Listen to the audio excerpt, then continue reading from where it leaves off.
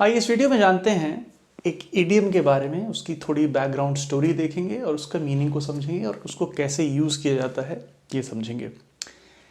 Idiom है spill the beans. अब idioms को याद रखने का एक बहुत अच्छा तरीका ये है कि आप उसके पीछे की स्टोरी जानें, या तो स्टोरी जानते हो तो समझें, नहीं जानते हो तो कई लोग उसके पीछे कोई एक स्टोरी बना लेते हैं। इडियम्स जो हैं वो लिटरली कुछ मीन नहीं करते। अगर आप इसको देखें, स्पिल द बीन्स मतलब कुछ बीन्स गिरा दी गई, स्पिल मतलब होता है गिर जाना, तो कोई स्पिल द बीन्स, कहीं अगर बीन्स गिर जाएं, अब इससे आपको क्या समझ में आएगा? तो इसका कोई लिटरल मीनिंग नहीं है। अगर आप इडियम्स के तौर पे देखें, जैसे हम लोग मुहावरे होते हैं हमारे हिंदी में, तो हम मुहावरों का कोई लिटरल, अगर हम कोई कहें आम के आम गुठलियों के दाम, तो ये है कि अगर आपको कोई बहुत ही प्रॉफिटेबल ट्रांजैक्शन हो जाए आपका, तो आप कहते हैं आम के आम गुठलियों के दाम। लेकिन अगर हम किसी को जो हिंदी नहीं जानता है उसको हम बोलें आम के आम गुठलियों के दाम और उसको लिटरली वो ट्रांसलेट करने की कोशिश करें, तो उसका मतलब नहीं समझ पाएगा। तो idioms word to word translation नहीं होते हैं उनके, तो उसके लिए उसकी स्टोरी समझना बहुत ज़रूरी है। आइए देखते हैं इसके पीछे की स्टोरी, एक स्टोरी जो बहुत पॉपुलर है स्पिल द बीन्स के लिए। तो स्पिल द बीन्स के पीछे की एक स्टोरी एंशिएंट ग्रीस में जाती है, जहां वोटिंग के लिए बीन्स का इस्तेमाल होता था। तो आप ये सोचिए कि एक जार है जिसमें कुछ दिख नहीं रहा है, एक ओपेक जार है, इसमें लोग आके वोटिंग करते थे बीन्स डाल डाल के। तो वो बीन्स वाइट भी हो सकती थी, ब्लैक भी हो सकती थी। तो लोगों ने मान लीजिए बीन्स डाली, ऐसे वो बीन्स डाल रहे हैं, आके अपना वोट दे रहे हैं।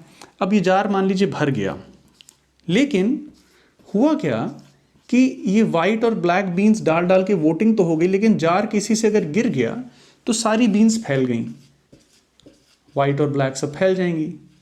और जो बीन्स को देख के लोगों को पहले ही पता चल जाएगा कि वोटिंग का नतीजा क्या है, रिजल्ट क्या है। तो वो चीज़ जो पता नहीं चलनी थी इस समय, वो पता चल गई। तो सीक्रेट जो था, वो जो पता नहीं चलना चाहिए था, वो पता चल गया। तो इसका मतलब यह है to disclose a secret prematurely. मतलब जो चीज जिस समय पता नहीं चलनी चाहिए थी, एक सीक्रेट रहनी चाहिए थी, वो पता चल गई, उसके लिए हम कहते हैं स्पिल द बीन्स। कई लोग इसको आजकल इस कॉन्टेक्स्ट में यूज करने लगे हैं कि एक सीक्रेट को बता देना, but secret, to reveal a secret prematurely is what exactly spill the beans means. आइए देखें एक sentence. I can't believe you spilled the beans about the surprise party. मतलब किसी ने किसी को कोई सरप्राइज पार्टी देने का प्लान बनाया होगा, लेकिन कोई महाशय आके उन्होंने बता दिया, सीक्रेट बता दिया कि भाई ये सरप्राइज पार्टी प्लान कर रहे हैं।